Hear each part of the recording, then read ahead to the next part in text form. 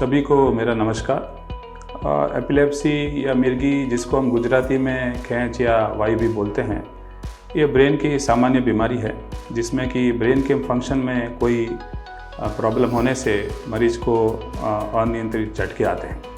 इसको हम सीधी भाषा में समझाएं तो जैसे हमारे रूम में इलेक्ट्रिसिटी की लाइन चल रही है, उसी तरह से ब्रेन में हमारे नॉर्मल फंक्शनिंग के लिए, ब्रेन के नॉर्मल कार्य के लिए इलेक्ट्रिसिटी चलती है। और जब जैसे इलेक्ट्रिसिटी की लाइन में कोई शॉर्ट सर्किट हो जाता है, उसी तरह से ब्रेन के कोई भाग में प्रॉब्लम होने से उस भाग का करंट और उस भाग का फंक्शन नॉर्मल से ज़्यादा बढ़ जाता है और उसका जब उसके कारण पेशेंट को अनियंत्रित झटके या दौरे आते हैं, तो इस तरह से ये मिर्गी की बीमारी होती है।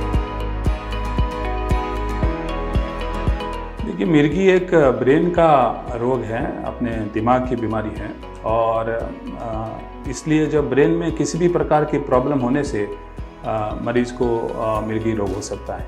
तो इसको सीधी भाषा में कहें तो अगर किसी को ब्रेन में गांठ है या कोई ट्यूमर है तो उसके कारण भी मिर्गी की बीमारी हो सकती है। किसी पेशेंट का, अगर किसी आदमी का रोड पे एक्सीडेंट हो गया, ब्रेन में चोट लग गई, तो उसकी साइड इफेक्ट के रूप में भी मिर्गी की बीमारी होती है। कुछ पेशेंट में, स्पेशली जब बच्चों का जन्म होता है और उसमें अगर वो बच्चा तुरंत नहीं रहता है या कुछ ग्लूकोज कम हो जाता है, तो उसके कारण जो ब्रेन में डैमेज होता है, उसके कारण भी मिर्गी की बीमारी होती है।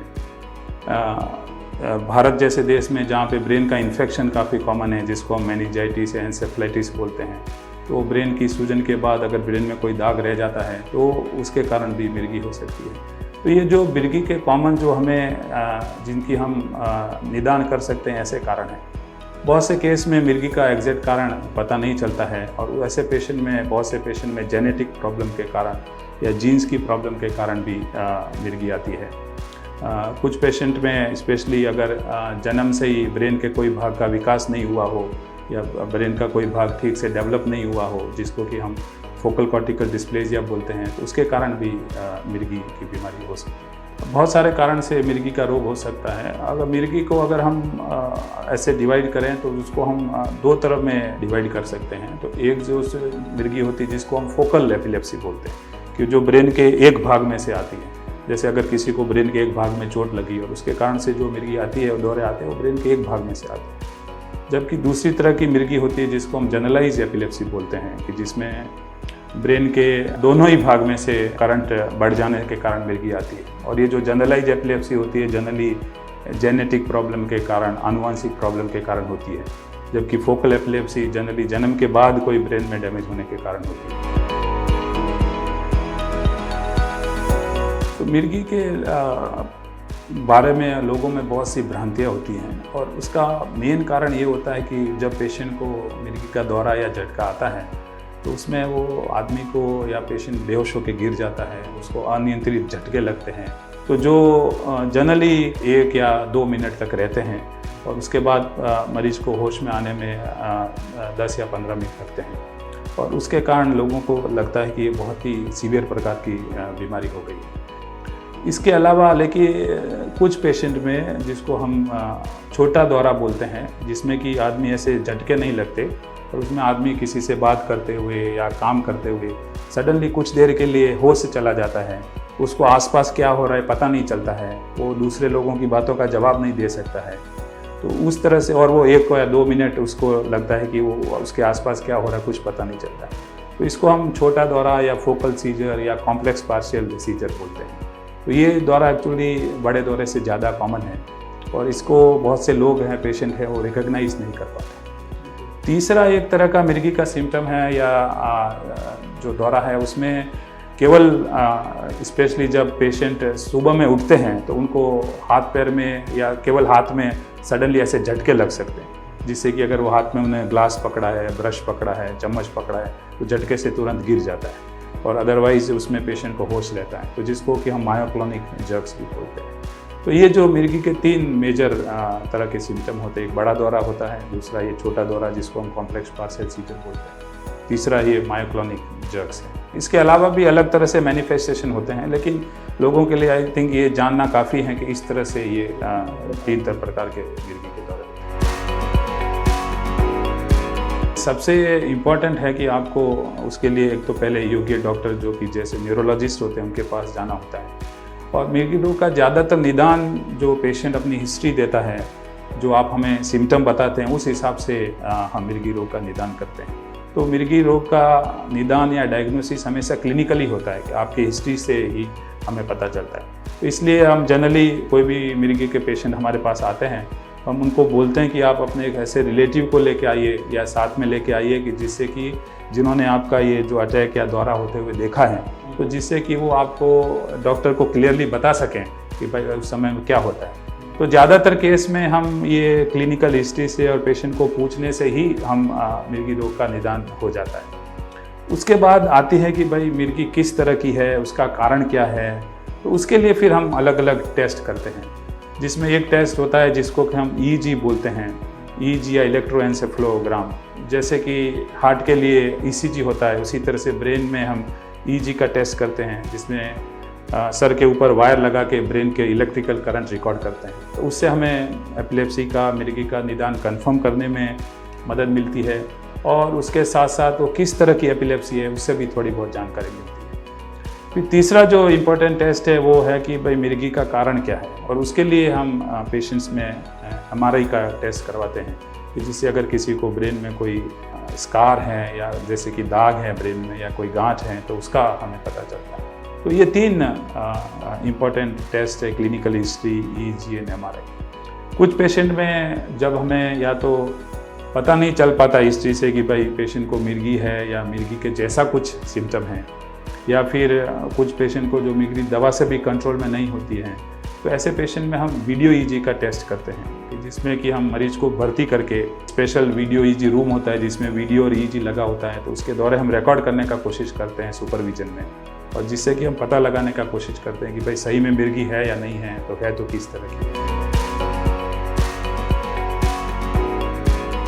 EEG तो बहुत ही सेफ इन्वेस्टिगेशन है। इसमें केवल पेशेंट को हम थोड़ा सा प्रिपेयर होकर आने के लिए कहते हैं कि वो जैसे अपना सर धो के आएँ और सर में कोई ऑयल या तेल ना डालें, कि जिससे कि हमें जो वायर लगाते हैं उसको लगाने में आसानी मिलती है।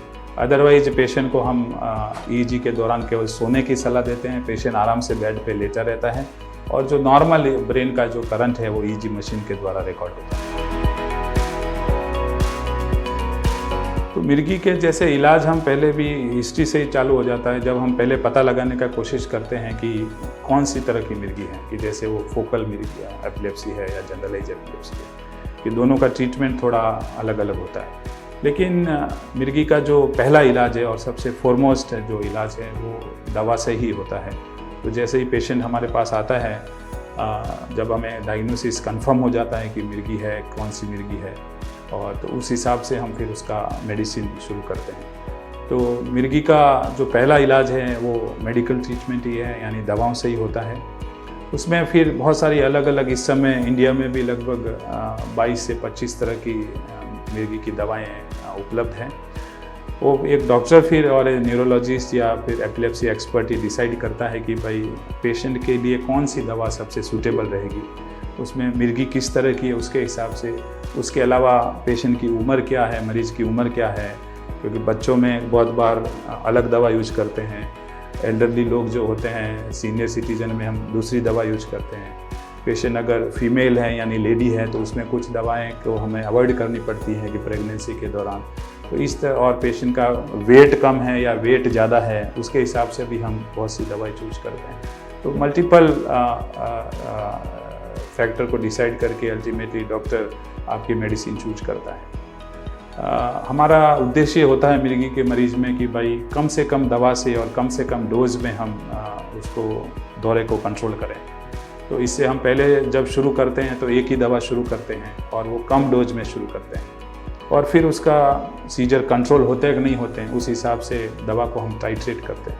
कि जैसे अब किसी को ब्लड प्रेशर की तकलीफ़ है और हम ब्लड प्रेशर चेक करके दवा को जैसे बढ़ाते हैं, उसी तरह से मिर्गी की ट्रीटमेंट भी ऐसे टाइट्रेट करते हैं। तो जनरली पहले हम एक दवा शुरू करते हैं, कम डोज में शुरू करते हैं। अगर उसके बाद भी फिट्स कंट्रोल नहीं होते हैं तो हम डोज बढ़ाते हैं।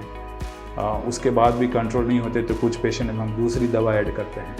तो ज़्यादातर पेशेंट में 2 दवा से मिर्गी की प्रॉब्लम जनरली कंट्रोल में आ जाती है। लोगों में बहुत सी भ्रांतियां हैं कि भाई मिर्गी का, एक तो लोग ये मानते हैं कि मिर्गी की बीमारी कोई पागलपन की बीमारी है, इसलिए बहुत से लोग छुपाते हैं और ट्रीटमेंट लेने के लिए आते ही नहीं हैं। तो इसलिए हम जब गाँवों में जाते हैं तो बहुत से पेशेंट बिल्कुल ट्रीटमेंट लिए बिना ही वो अपनी ज़िंदगी ऐसे ही गुजारते हैं, जो कि बिल्कुल सही नहीं है। और मिर्गी का अगर ठीक से इलाज किया जाए तो ज़्यादातर मरीज़ में पेशेंट में मिर्गी की बीमारी कंट्रोल हो जाती है। ये बात सही है कि मिर्गी को मिटाने वाली, यानी उसको क्योर करने वाली कोई दवा नहीं है।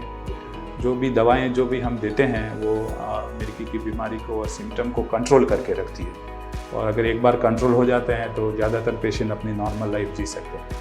लेकिन बहुत सारे पेशेंट में, जैसे अगर आप 10 मरीज़ की बात करेंगे तो उसमें से 6 या 7 मरीज़ में कुछ टाइम के बाद में, जो कि 2 साल भी हो सकता है, 5 साल भी हो सकता है, ये मिर्गी की बीमारी नेचुरल हिस्ट्री में कुदरती प्राकृतिक रूप से ही मिट जाती है और हम उसके बाद दवा बंद कर सकते हैं। तो इसलिए कभी कोई भी मरीज़ हमारे पास आता है तो हम पहले से उसको ये बोल के रखते हैं कि भाई पहले मेडिसिन लेंगे, आपको 2-3 साल तक लगेंगे, और उसके बाद फिर आगे कंटिन्यू करना है या फिर मेडिसिन बंद करना है, वो फिर उसके बाद डिसाइड करते हैं। ये ज़्यादातर उस पर डिपेंड करता है कि मिर्गी का कारण क्या है, कॉज क्या है। तो कुछ तरह की ऐसी मिर्गी होती है जो लाइफ लॉन्ग होती है, लेकिन बहुत सारी मिर्गी में वो टाइम के हिसाब से, स्पेशली बच्चों में उम्र के हिसाब से मिट जाती है और दवाई बंद कर सकते हैं। तो ये एक्चुअली मिर्गी की बीमारी उम्र भर चलती है, ये गलत धारणा है और ज़्यादातर केस में ऐसा नहीं होता है।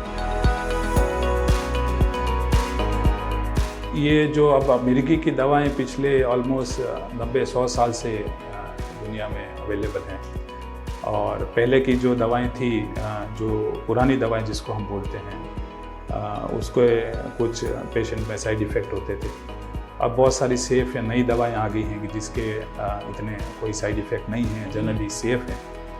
लेकिन मिर्गी की दवा का साइड इफ़ेक्ट वो डिपेंड करता है कि उसकी दवा का डोज कितनी है और नंबर ऑफ मेडिसिन, यानी कितने दवाएं चल रही। अगर पेशेंट बहुत सारी दवाएं ले रहा है, जैसे कि 3 या 4 मेडिसिन ले रहा है या बहुत हैवी डोज में चल रही है, तो उसके कारण शॉर्ट टर्म यानी टेम्पररी साइड इफ़ेक्ट हो सकती है, जैसे कि नींद का ज़्यादा आना, कुछ पेशेंट में बैलेंस की प्रॉब्लम होना, ये साइड इफ़ेक्ट हो सकती है। वो बहुत सी कुछ दवाओं से पेशेंट को जब शुरू करते हैं तो एलर्जी का रिएक्शन भी हो सकता है। लेकिन ओवरऑल ज़्यादातर सभी दवाएं यानी इस तरह से सेफ़ हैं कि वो लॉन्ग टर्म बॉडी में कोई साइड इफ़ेक्ट नहीं करती है। कि जैसे लोगों को ये डर रहता है कि भाई मैं दवाई लूँगा तो मेरी किडनी पे तो असर नहीं हो जाएगा, मेरे लीवर पे असर नहीं हो जाएगा, मेरे हार्ट पे असर नहीं हो जाएगा, तो वो सब नहीं होता है। और जनरली दवाएं की जो भी साइड इफ़ेक्ट है वो टेम्पररी होती है, अगर होती है तो, और वो जब भी मेडिसिन बंद करते हैं या डोज घटाते हैं तो वो साइड इफ़ेक्ट चली जाती है। तो लॉन्ग टर्म बॉडी में कोई साइड इफ़ेक्ट जनरली नहीं होती है।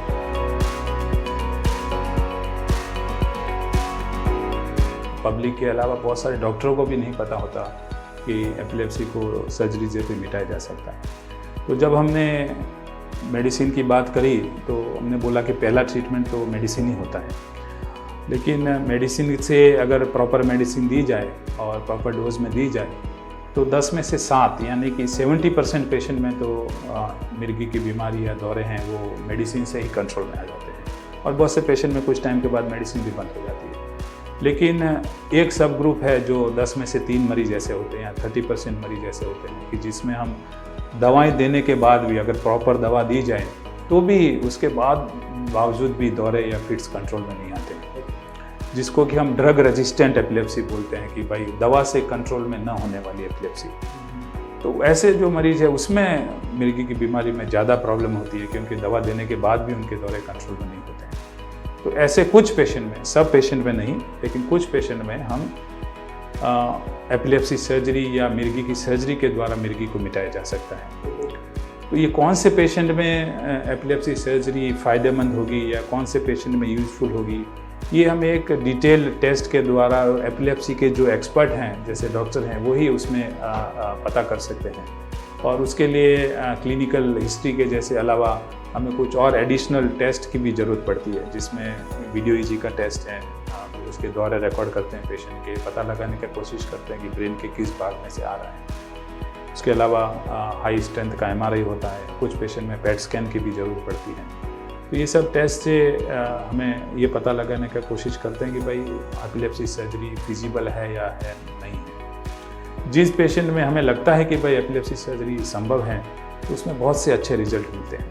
आप सोचिए, एक जो मरीज़ है जो इतने साल से दवाएं ले रहा है और बहुत सारी दवा ले रहे हैं, दवा की साइड इफ़ेक्ट भी हो रही क्योंकि दवा नंबर ज़्यादा है, और ऐसे पेशेंट को उसके बावजूद भी दौरे आ रहे हैं, और अब उस पेशेंट को हम सर्जरी जब ऑफ़र करते हैं तो उसकी पूरी लाइफ चेंज हो जाती है और उसके दौरे बिल्कुल बंद हो जाते हैं, दवाई भी कम हो जाती है। लेकिन सर्जरी कोई 100% केस में सक्सेस नहीं होती। वो जनरली अपने डिपेंड करता है कि भाई उस पेशेंट को कैसे और कितनी अच्छी तरह से सेलेक्ट किया जाए, कौन से पेशेंट में सर्जरी सक्सेसफुल होगी। अगर अच्छी तरह से सेलेक्ट किए हुए पेशेंट में लगभग 70 से 80% पेशेंट, यानी 10 में से 7 या 8 मरीज़ में अगर हम अच्छी तरह से सर्जरी करें तो दौरे बिल्कुल बंद हो जाते हैं। 50 से 60% पेशेंट में दवाई भी बंद हो जाती है, बहुत से में कम हो जाती है। तो सर्जरी एक जो सेलेक्ट ग्रुप ऑफ पेशेंट है कि जिसमें एक स्पेसिफिक ग्रुप में, एक पर्टिकुलर ग्रुप में जो दवा से कंट्रोल में नहीं आते हैं, उसमें सर्जरी लाइफ चेंजिंग ट्रीटमेंट है। और हर पेशेंट जिसको कि दौरे दवा से कंट्रोल में नहीं आ रहे हैं उनको सर्जरी के बारे में एक्सप्लोर करना चाहिए। और जहाँ भी सर्जरी का, एपिलेप्सी सर्जरी का सेंटर हैं, जैसे कि हमारे जायडस हॉस्पिटल है, यहाँ पे हमने गुजरात में एक पहला सेंटर था जहाँ हमने शुरू किया था एपिलेप्सी सर्जरी। तो जहाँ पे हम एवेल्यूएट कर सकते हैं, पेशेंट का टेस्ट करके देख सकते हैं और सर्जरिकल कैंडिडेट है कि नहीं वो सब चेक करके फिर सर्जरी कर सकते हैं। तो जैसे कि मैं समझ रहा हूँ सर कि 10 में से 7 से 8 लोगों को सर्जरी के बाद पूरा निवारण मिल सकता है, सही क्या सही है? बिल्कुल सही है। तो अगर हम पेशेंट को सही रूप से सेलेक्ट करें कि कौन सा पेशेंट सक्सेसफुल होगा तो उसमें से 7 से 8, 10 में से 7 से 8 मरीज में दौरे पूरी तरह से बंद हो जाते हैं। और मैंने जैसे आपको बोला कि दवाएं तो क्योर नहीं करती है, लेकिन बहुत से पेशेंट में सर्जरी इस तरह से एपिलेप्सी को क्योर भी कर देती है, क्योंकि पेशेंट पूर्ण निवारण भी हो सकता है और दवाएं भी बंद हो सकती हैं कुछ पेशेंट। बहुत बढ़िया सर, बहुत ही बढ़िया इंफॉर्मेशन आपने दी है। लेकिन ये ज़रूर है उसमें ऐड करना चाहूँगा कि भाई एपिलेप्सी सर्जरी हम तभी सोचते हैं कि जब दवा से कंट्रोल में नहीं हो रहा। ऐसा नहीं कि भाई हर एपिलेप्सी के पेशेंट में हम सर्जरी के बारे में सोचेंगे, तो वो बात भी मरीज को ध्यान में रखें। देखिए, हमारे पास एपिलेप्सी सर्जरी या जो अब मेरा तो ऐसा है कि ज़्यादातर पेशेंट मेरे पास एपिलेप्सी के ही आते हैं। तो हर ओपीडी में ही मैं आधे से ज़्यादा मरीज मेरे पास तो एपिलेप्सी के होते हैं। और ज़्यादातर पेशेंट जो आते हैं कि वो जिनको दवा से कंट्रोल में नहीं हो रहा वो ऐसे ही आते हैं, ठीक है ना। तो इस तरह से अब उसमें हर पेशेंट में हम ऑब्वियसली सर्जरी ऑफर नहीं कर सकते। बहुत से पेशेंट में हम एक बार जब पेशेंट से मिलते हैं, हिस्ट्री लेते हैं या इनिशियल टेस्ट एमआरआई करने से हमें पता चल जाता है कि भाई सर्जरी पॉसिबल होगी या नहीं होगी। जिसमें पेशेंट में पॉसिबल होगी उसमें फिर हम फर्दर टेस्ट करते हैं। तो इस तरह से अभी हम साल के यहाँ पे, क्योंकि अभी हमने सेंटर एस्टेब्लिश किया है, तो हम साल की 15-20 सर्जरी यहाँ पे करते हैं। लेकिन जैसे अब मैं पर्सनली इसमें लगभग 2000 से ज़्यादा सर्जरी में इन्वॉल्व रहा हूँ। इस तरह से हमें पहले से पता चल जाता है ज़्यादातर पेशेंट में कि भाई सर्जरी होगी कि नहीं होगी, सक्सेसफुल होगी कि नहीं। एक आदमी की और एक फीमेल लेडी की लाइफ बिल्कुल अलग अलग होती है, इस तरह से कि भाई लेडी के अलग फंक्शन होते हैं, जिसमें कि मेनली है जो अफेक्ट करता है एपिलेप्सी मैनेजमेंट को है वो प्रेगनेंसी के दौरान। तो इसमें ऐसा है कि कोई न कोई मेडिसिन, अगर हम जो भी मेडिसिन लेते हैं पेशेंट, उसके कारण प्रेगनेंसी में थोड़ा साइड इफ़ेक्ट होने का असर रहता है। तो इसलिए हम हमेशा ये एडवाइस करते हैं कि जब पेशेंट या जो यंग लेडी या गर्ल हमारे पास आती है तो हमें उस समय लॉन्ग टर्म प्लान करना पड़ता है कि हम सोचते हैं कि लाइफ में फिर ये मैरिज भी होगा, प्रेगनेंसी भी होगी, बच्चे को फीडिंग भी देना होगा। तो ये सब चीज़ें सोच के फिर हम उस तरह से मेडिसिन का सिलेक्ट करते हैं। तो कुछ मेडिसिन हैं जो बहुत ही रिलेटिवली सेफ़ हैं, जिसका प्रेगनेंसी में कोई साइड इफ़ेक्ट नहीं होता, बच्चे पे कोई असर नहीं होता। तो हमें वो उस तरह से पहले से प्लान करना पड़ता है। दूसरा जो चीज़ है कि अगर किसी लेडी को एपिलेप्सी की प्रॉब्लम है तो हम उनको हमेशा ही एडवाइस करते हैं कि आप पहले से प्लान करके ही प्रेगनेंसी के बारे में आगे प्लान करें। अनप्लान प्रेगनेंसी में प्रॉब्लम होता है। बहुत से लोग हमारे पास पेशेंट इस तरह से आ जाते हैं कि भाई दौरे भी हैं, दवाएं भी ले रहे हैं और हमारे पास आते हैं कि अब मैं 2 महीने की प्रेगनेंट। तो एक बार जो पेशेंट इस तरह से हमारे पास आता है तो उसमें फिर मेडिसिन मैनेजमेंट करना या मेडिसिन चेंज करना बहुत मुश्किल हो जाता है। तो इसलिए हम जनरली पहले से ही प्लान करके इस तरह का मेडिसिन देते हैं कि जिससे कि वो प्रेगनेंसी के दौरान सेफ हो और कोई साइड इफ़ेक्ट ना हो। तो इन बातों का हमें खास ध्यान रखना पड़ता है। लेकिन जब एक बार फैमिली लाइफ कंप्लीट हो गई लेडी की और आगे उनका प्रेगनेंसी का या कोई प्लान नहीं है तो फिर उनका ट्रीटमेंट ओवरऑल बाकी सब जैसे सेम ही रहता है। देखिए, ये बहुत से पेशेंट इस तरह से आते हैं प्रेगनेंसी की वजह से, जब स्पेशली प्रेगनेंसी के लास्ट ट्राइमेस्टर में, जब लास्ट पीरियड चल रहा हो और उसमें कुछ पेशेंट में जब ब्लड प्रेशर बढ़ गया हो या ब्लड प्रेशर बढ़ा हो जिसको हम प्री एक्लेम्पशिया बोलते हैं, उसके कारण कुछ पेशेंट में वो प्रेगनेंसी के कारण दौरे आ सकते हैं। लेकिन हम उसको एपिलेप्सी नहीं बोलते क्योंकि वो एक बार उसको मिर्गी का दौरा आया कुछ कारण से आया है और जैसे ही प्रेगनेंसी ठीक हो जाएगी या डिलीवरी हो जाएगी वो रिस्क फैक्टर नहीं होगा और पेशेंट को बार बार दौरे नहीं आएंगे। एपिलेप्सी की बीमारी क्या है कि पेशेंट को जिसमें कि उसको बिना किसी कारण से बार बार दौरे आते हैं और ऐसा कोई कारण जनरली नहीं होता है कि जिसको हम करेक्ट करके तुरंत दौरे ठीक हो जाएंगे। देखिए, इन जनरल पेशेंट को तो हम जब भी आते हैं उनको सलाह देते ही हैं, लेकिन और जनरल पब्लिक के लिए भी ये सलाह है कि मिर्गी की बीमारी है वो बिल्कुल पूरी तरह से उसका ट्रीटमेंट है, उसका उपचार संभव है और अच्छी तरह से इलाज करने से ज़्यादातर मरीज़, जैसे मैंने बताया, अपनी नॉर्मल लाइफ जी सकते हैं, लाइफ में कोई प्रॉब्लम नहीं आती, वो अपना जॉब कर सकते हैं। बहुत से लोग मिर्गी के मरीज हैं, इंटरनेशनल क्रिकेट खेलते हैं, फिल्मों में काम करते हैं, बहुत सारे हर फील्ड में आगे हैं, बहुत सारे डॉक्टर्स हैं, इंजीनियर्स हैं और तो अपनी सब तरह से अपनी नॉर्मल लाइफ जी सकते हैं। प्रेगनेंसी के दौरान भी ज़्यादातर पेशेंट में प्रॉब्लम नहीं आती, अपनी फैमिली लाइफ नॉर्मल जी सकते हैं, बशर्ते कि भाई वो ठीक से दवा लें और ठीक से उनका ट्रीटमेंट हो। तो यही सलाह है कि भाई मिर्गी का रोग छुपाएं नहीं, उसका ठीक से इलाज करें और अच्छे डॉक्टर को दिखाएं कि जिससे कि आप भी अपनी मिर्गी के बीमारी को अच्छी तरह से कंट्रोल करके अपनी नॉर्मल लाइफ जी सकें।